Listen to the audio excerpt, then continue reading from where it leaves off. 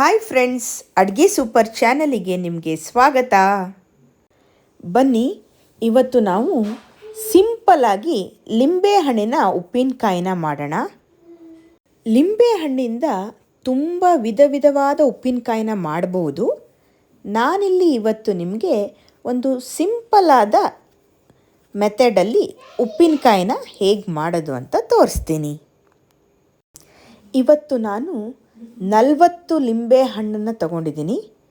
ಪ್ರತಿಯೊಂದು ಲಿಂಬೆಹಣ್ಣನ್ನು ಕೂಡ ಈ ಥರ ಚಿಕ್ಕದಾಗಿ 8 ಭಾಗಗಳಾಗಿ ಕಟ್ ಮಾಡಿದ್ದೀನಿ. ಹಾಗೆ ಅದರಲ್ಲಿರೋ ಬೀಜನೆಲ್ಲ ತೆಗೆದಿಡ್ತಾ ಇದ್ದೀನಿ. ಆ ಬೀಜನ ಬಿಸಾಕಿಬಿಡಬೇಕು. ಬೀಜ ಹಾಕಿ ನಾವೇನಾದರೂ ಉಪ್ಪಿನಕಾಯಿ ಮಾಡಿದರೆ ಅದು ಕಹಿ ಆಗಿಬಿಡತ್ತೆ. ಅದಕ್ಕೋಸ್ಕರ ಬೀಜವನ್ನು ತೆಗೆದುಬಿಡಬೇಕು. ಎಲ್ಲ ಲಿಂಬೆಹಣ್ಣುಗಳನ್ನು ಕಟ್ ಮಾಡಿ ಆದಮೇಲೆ ಒಂದು ಜಾರ್ ತಗೋಬೇಕು. ಅದಕ್ಕೆ ಸ್ವಲ್ಪ ಲಿಂಬೆಹಣ್ಣು ಹಾಕಬೇಕು, ಸ್ವಲ್ಪ ಉಪ್ಪು ಹಾಕಬೇಕು, ಮತ್ತು ಸ್ವಲ್ಪ ಲಿಂಬೆಹಣ್ಣು ಪೀಸಸ್ ಹಾಕಬೇಕು, ಮತ್ತು ಉಪ್ಪು ಹಾಕಬೇಕು. ಹೀಗೆ ಲೇಯರ್ ಬೈ ಲೇಯರ್ ಹಾಕಿ ಚೆನ್ನಾಗಿ ಈ ಥರ ಮಿಕ್ಸ್ ಮಾಡಬೇಕು.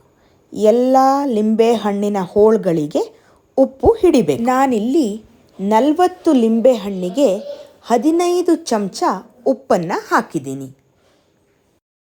ಈ ಲಿಂಬೆಕಾಯಿ ಉಪ್ಪಿನಕಾಯಿ ಮೊಸರನ್ನ ಜೊತೆ, ಗಂಜಿ ಜೊತೆ ಊಟ ಮಾಡೋಕ್ಕೆ ಸೂಪರಾಗಿರುತ್ತೆ.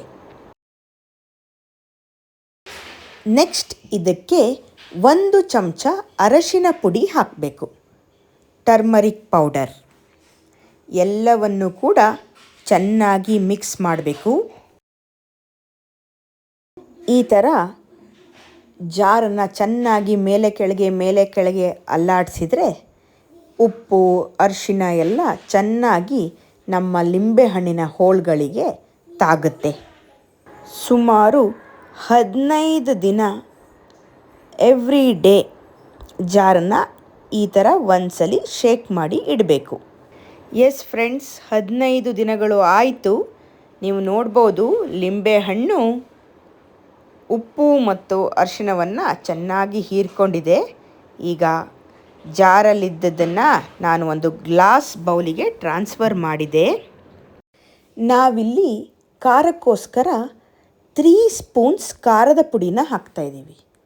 3 ಚಮಚ ರೆಡ್ ಚಿಲ್ಲಿ ಪೌಡರ್. ನಿಮಗೆ ಖಾರ ಜಾಸ್ತಿ ಬೇಕು ಅಂದರೆ ಜಾಸ್ತಿ ಖಾರದ ಪುಡಿ ಹಾಕ್ಬೋದು. ಈಗ ಎಲ್ಲವನ್ನು ಕೂಡ ಚೆನ್ನಾಗಿ ಮಿಕ್ಸ್ ಮಾಡಿಬಿಟ್ರೆ ನಮ್ಮ ಸಿಂಪಲ್ಲಾದ ಲಿಂಬೆಕಾಯಿ ಉಪ್ಪಿನಕಾಯಿ ರೆಡಿಯಾಗಿದೆ.